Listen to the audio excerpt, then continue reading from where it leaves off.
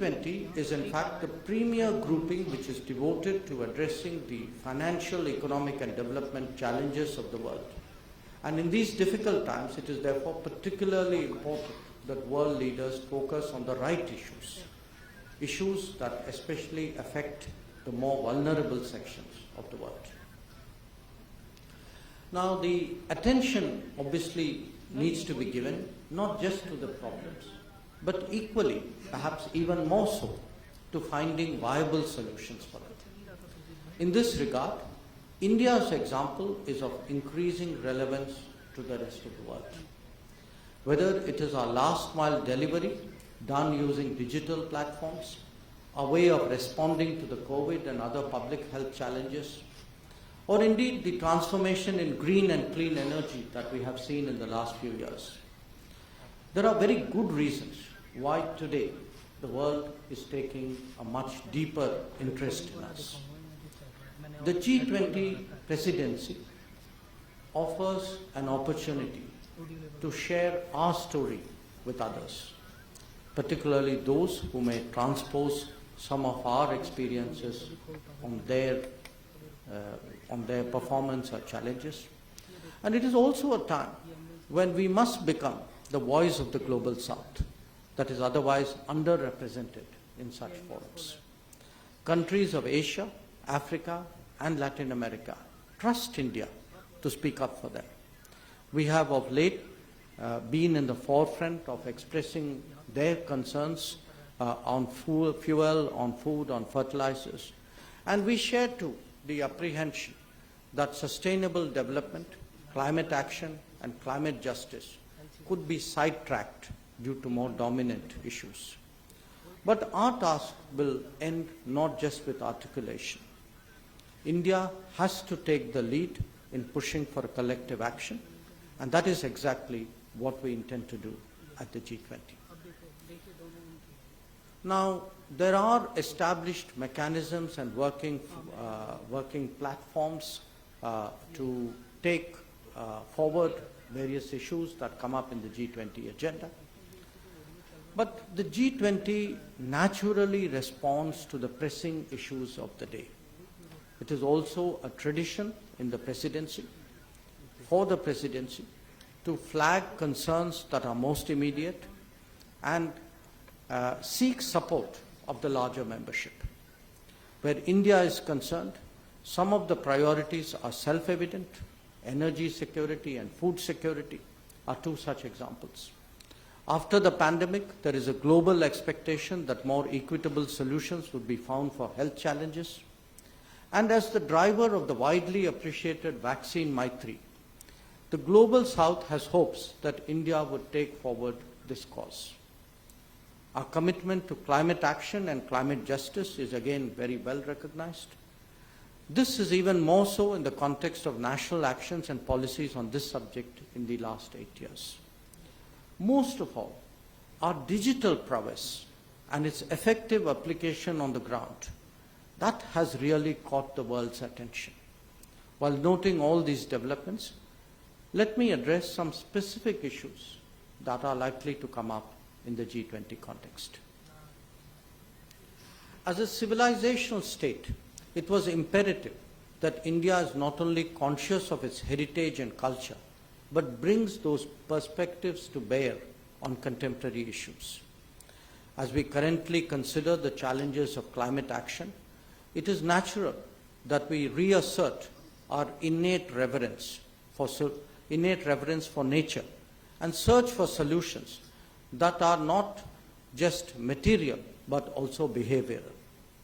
We would seek to encourage a rethink around the world, both on how we produce, but equally important, on how we consume. Green transition at scale is possible only when climate action is converted into a people's movement. During our G20 presidency, we will spotlight life as in lifestyle for environment, with its associated environmentally sustainable and responsible choices at the level of individual lifestyles as well as national development. Only then will it lead to globally transformative actions resulting in a cleaner, greener, and bluer future. We will make life a global movement, one that envisions placing the prevalent use and dispose economy with a circular economy. It intends to nudge individuals to undertake simple acts in their everyday life that can contribute to effectively address the challenges of climate change, environment degradation, energy crisis, and rapid sustainable growth. Pro-planet people adopting fundamentally sustainable lifestyles will change the way we do business in the 21st century. India will seek to be a catalyst of that change. When taking over the G20 presidency in Bali, Prime Minister Narendra Modi spoke about a sense of trusteeship. We want that message also to go out from the G20, that for the sake of future generations, for people like you, every generation should leave the planet in a better shape than it inherited it. After due deliberation, we have therefore taken up Vasudhaiva Kutumbakam, or One Earth, One Family, One Future, as our G20 presidency theme. Drawing from our cultural ethos, this is a strong assertion of beliefs in shared and common solutions. It may apply to climate action and life, where the power of example, the diffusion of technology, and the spread of best practices can make a decisive difference. The same drivers are even more powerful when it comes to digital delivery, in order to ensure that we leave no one behind. And remember, we have demonstrated it even at a time of extreme stress by undertaking successfully Vaccine Maitri.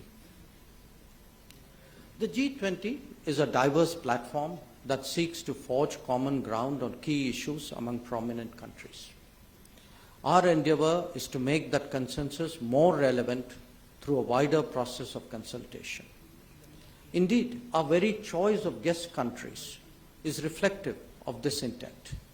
Harmonizing various interests is something that is ingrained deeply in India's history and culture. We have long been a pluralistic and consultative society who have debated issues openly before we arrive at a decision. Since this is deeply ingrained in our DNA, we have never been insecure with diversity. Our essential unity is not only the basis for pluralism, but it is also a source of confidence for engaging the world. As the mother of democracy, India's G20 presidency will be consultative, it will be collaborative, and it will be decisive. Having noted that, we must also recognize that the global order today is not truly reflective of the state of the world. Institutions and practices created 75 years ago still dominate global decision-making. A representative and democratic international order must press for change, not just in the United Nations, but in other international institutions as well. While we strive to progress on this broad agenda of issues, the G20 cannot be impervious to immediate developments that have a direct consequence on global well-being. This year, much of that debate has centered around the Ukraine conflict. As you all know, the Prime Minister had declared that this is not an era of war, and that dialogue and diplomacy alone can provide solutions. At Bali, the significance of this position was widely recognized by G20 leaders. In fact, the universality of this message is being appreciated as well. Many of you today would have read in the newspapers that you would have seen in the morning or read on your phones, Prime Minister's own thoughts about assuming the G20 presidency. And that, by the way, has appeared in newspapers across the world. Now, we should reflect on what, to my mind, were the 8 key points that he has articulated in his speech. And those points are: 1, the greatest challenges can be solved not by fighting with each other, but by acting together. 2, technology gives us the means to address problems on a humanity-wide scale. 3, digital public goods that we have created are increasingly perceived by the world as delivering revolutionary progress. 4, India's experiences can provide insights for possible solutions. 5, our G20 priorities will be shaped by the interests of the Global South. 6, we will encourage sustainable and environment-friendly lifestyles based on trusteeship over nature. 7, we will seek to depoliticize the global supply of food, fertilizers, and medical products. And 8, we will encourage an honest conversation among the most powerful countries. So, as the youth of India, it is important that you are not only aware of the G20 activities, but also of India's approach that I have just summarized. Under the Youth 20 Engagement Group of the G20, India will focus on skill development, on the future of work, access to quality health, and youth as equal partners in the development agenda. During the year, in the spirit of Jan Bhagidari, I would encourage the youth to conduct and host a wide range of practical activities like university lectures, roundtable discussions, model UN conferences in colleges on G20 agenda, and welcoming G20 delegations, including through cultural performance at various meeting venues. The first question, I made the point to mention the fact that it's important for us today, including in the G20 context, to reassert and re-articulate our reverence for nature. And reverence for nature doesn't mean completely human-centric. I mean, it's nature in its entirety. So there are, deep traditions in our country. It's part of our culture. In many of us, I mean, it may not have been explicitly taught. It's habit. It's habit which we pick up from our families, from the environment around us, and it's just often we don't reflect on our habits. We sometimes, frankly, imitate the habits of other people. I'm not saying that's necessarily wrong, but certainly the more we delve into our own beliefs and traditions and heritage, I think there are sources of strength, including in the precise point you made, which is that we should be caring of nature in its widest possible definition, including, all beings and all forms of nature. Now, if I were to move from that to something very different, which is because this is, in a sense, that's a lifestyle question she's asking. Yours is more a statecraft kind of question. The statecraft here is really how do you manage contradictions? How do you have different agendas, different partners, different abilities to deal with them? And that is actually the challenge for diplomacy. Now, it is also a particular challenge for bigger countries, because bigger countries have more varied interests. So when you have more varied interests, you have different kinds of partners. Now, if you look today at, who are our partners? Our political partners, our security partners, our developmental partners, our energy partners, our digital partners would all be different combinations of people. So it's not just how do you deal with two sets of people. Depending on the issue, you will get a different combination of countries to deal with. Now, how does that play into G20? It is precisely because we have, grown that ability to deal with on different agendas with different partners. That is the value that we bring to the G20. Today, I'll be very honest with you, the world is very polarized. many of the issues that I put, I mean, they sound very measured when I use the words that I did. But for a lot of countries, these are very passionate issues about which they have very strong feelings.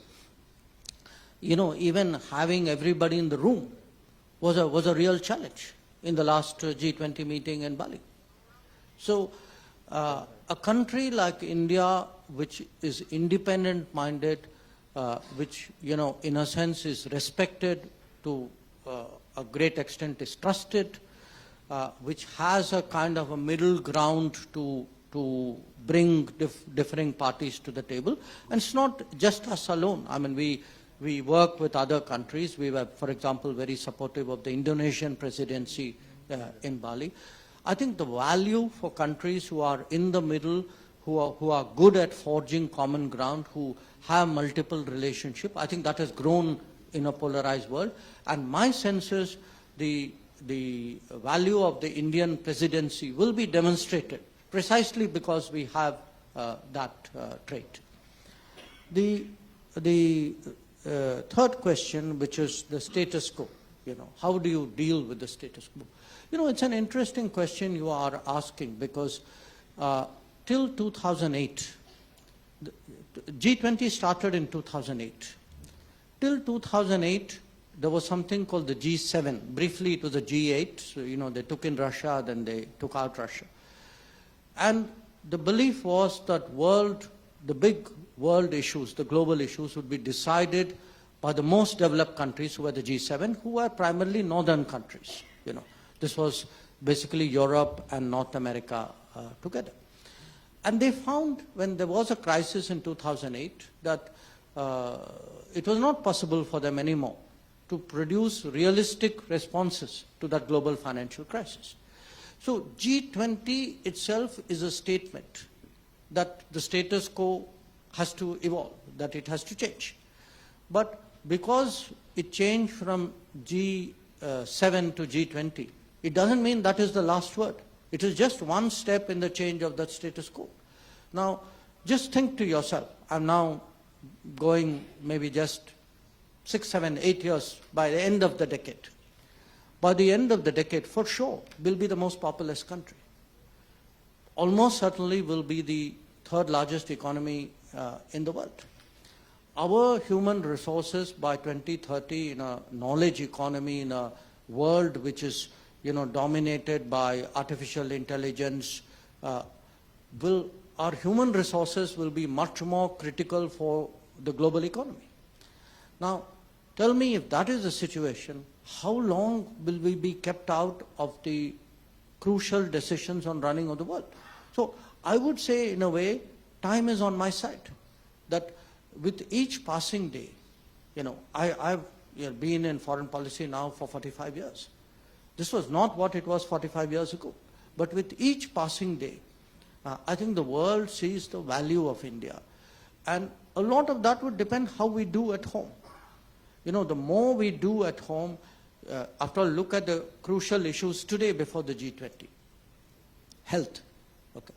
Why is the world respecting India today? Because we could produce vaccines, because we could have the vaccines, you know, as shots in the arm, because we had a platform to organize that, because we had digital delivery to take care of people's financial and food needs while all of this was happening. So similarly, they look at digital. In the old days, for them, digital was the back office. Today, they know digital, India's role in digital is much more than that. We are actually, in a way, an exemplar of how we are delivering on the ground, that last mile delivery that I spoke about. Now, it could be in other areas. We are, in our entire region, we are seen as the first responder. You know, when the tsunami happened in 2004, people turned to America and to Japan and Europe. Today, if something happens in the Indian Ocean, they look and, you know, and turn to us and say, where is India? So, you know, the status quo by definition is not tenable. You know, there will be countries with vested interest who will seek to slow it down. We all know who they are. Our effort would be to make sure, and the G20 presidency will give us an opportunity to demonstrate to the world that, you know, this is India.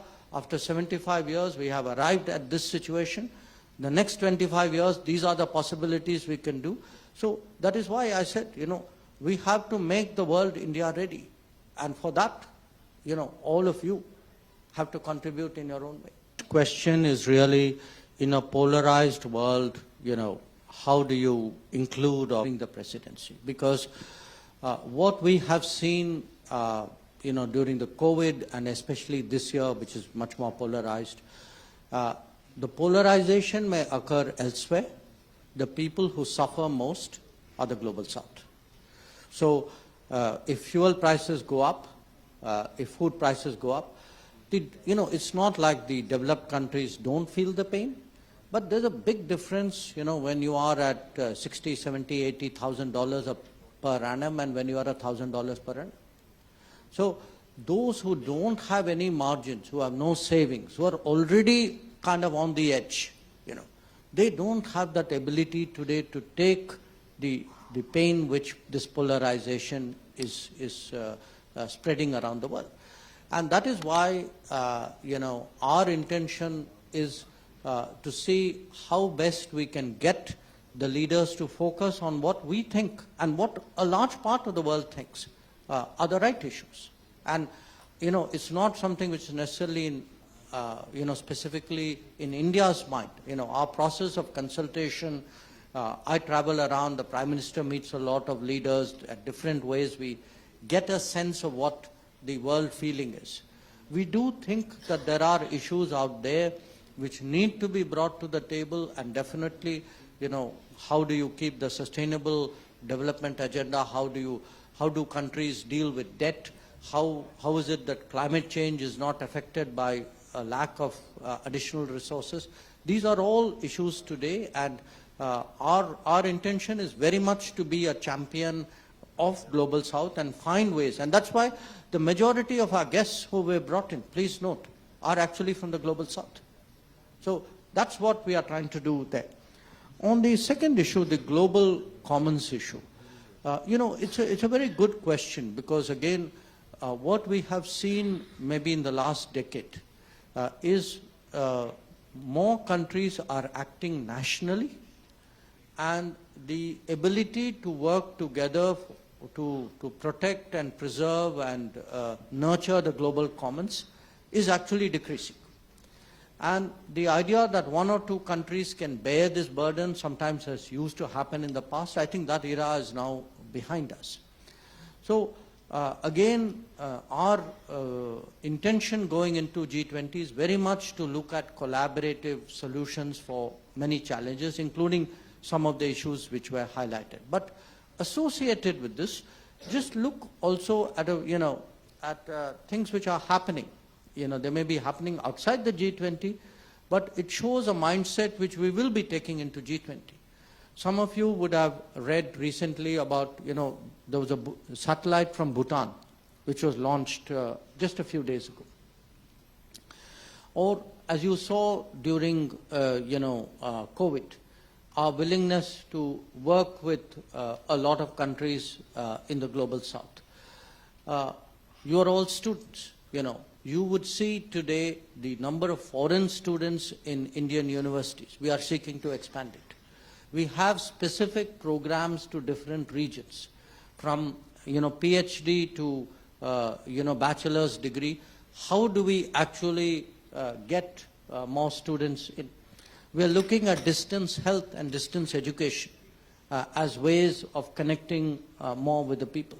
So I think an India today which is willing to, which has more capabilities, which has stronger technologies, which has, as the Prime Minister keeps reminding us, a heritage, a tradition of humanistic thinking.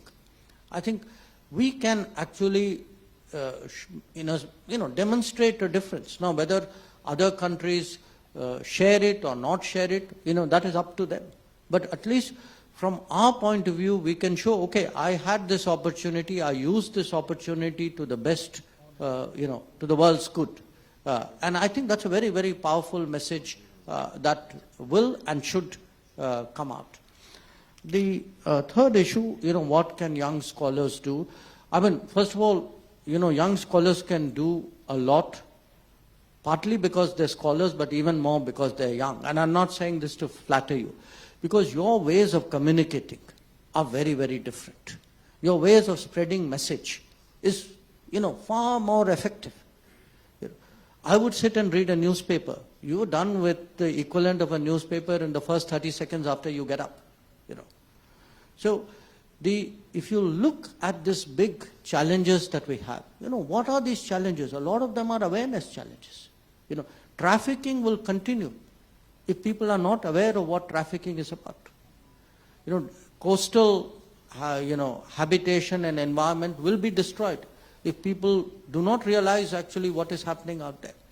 So the power of the younger generation actually think back. I give you some very small examples, say fireworks. How much fireworks used to trouble us, till actually there was a movement saying, look, this is not good for the environment. I could cite to you other examples like this, and a lot of this change is actually coming from younger people, and I think the ability of the younger people to spread the message and influence often people who are much more set in their habits is a very, very strong motivation. So I would absolutely encourage younger generation to take on that sense of mission, and I think that's very much Prime Minister's expectation also of the younger generation. How would it help a state like Tripura? I think that's a question which all other states can also ask with equal logic. And I'll tell you how it would help. I mean, first of all, to the extent that there is overall national gain out of G20, gain of influence, gain of image, gain of recognition, gain of familiarity with our country, it will apply across the country. So every state of India would gain. But what we are also trying to do is actually see that G20 delegates have an opportunity to visit as many states of India as possible, as many cities of India as possible. So, as I said, the Prime Minister day one told us, he said, this is not a Delhi event. Take it across the country. Take it out of the capital. So, there will be naturally a few events. It is the capital of the country. But beyond that, our intention is to take it across the length and breadth of India. And I would say this, I have myself been attending G20s from 2015 regularly. I missed 1 year, but otherwise the last 8 G20s I've done. What happens in a G20 typically is delegates, for whatever meeting will come, often they are regular delegates, they're domain experts or they are officials. So whatever impressions they gather, they will spread it in their peer group. They will also pass it back into the system. So what would happen, say for Tripura, would be whichever meeting is held in Tripura, there will be a set of people, I assure you, who had no feel for Tripura before, would probably not have been there. But as a consequence of the G20, would have come there, spent time there, maybe eaten local meals there, seen the local culture there, and gone back. And in their minds, definitely Tripura is very, very strongly on the map. So the whole idea in that sense is really to make the world much more appreciative and understanding of the diversity and the richness of India. And that is really something, as I said, we want to make this a people's G20 so that we have, the people who go back must not just have a sense of a state or a city. They must have a sense of a people. And that is very much our expectation. We are very confident that this approach of the Prime Minister would work very, very well. The second question, the researchers, how would the economy benefit? I'll club the two, the economy and the geopolitical hurdles in a way. Look, it's not like G20 I mean, yes, of course, there will be some benefits. A lot of people would come. There'll be a lot of direct activity. After all, MICE, itself today is recognized as a substantial economic activity. But the indirect benefits of the world's understanding and appreciation of India will also translate into the world's economic judgments about India. You know, when people come and see our capabilities, some government, some business, some officials, some activists, some organization will say, those are 3 new things I didn't know the Indians could do or do so well. So we expect, you know, whether it's economic issues or whether it's their political assessment of India, whether, you know, it's a cumulative sense of the country, its history, its heritage, its civilization, that will certainly grow. Now, in terms of the geopolitical hurdles, in a way, I answered that question earlier, that it is a very polarized world. I'm not underestimating it. I know there will be challenges, but we have contributed in our own way in support of the Indonesian presidency. So we have a good sense of what some of these challenges will be. And we do think that India's good standing, the fact that people know we are an independent-minded country, we will do what is right, we will do what is good for the world, I think that will stand us in very good stead, and I'm very confident we will overcome the geopolitical challenges. Many things we have done which would be relevant to the rest of the world. A lot of it is relevant to the developing world, but a lot of it may be relevant to other people as well. The presidencies that we do, you know, these are opportunities. I mean, the biggest, of course, is the G20. I'm impressed that you also picked up on the SCO. And there'll be other occasions like this, because we are today joining many more organizations. Our leaderships of those organizations make a difference. People have expectations of us. So when there is a, it was not like foreign policy didn't happen earlier. They happened earlier too. It is just that at that time maybe we were not so strongly in the world's radar. Their expectations of us was not so strong.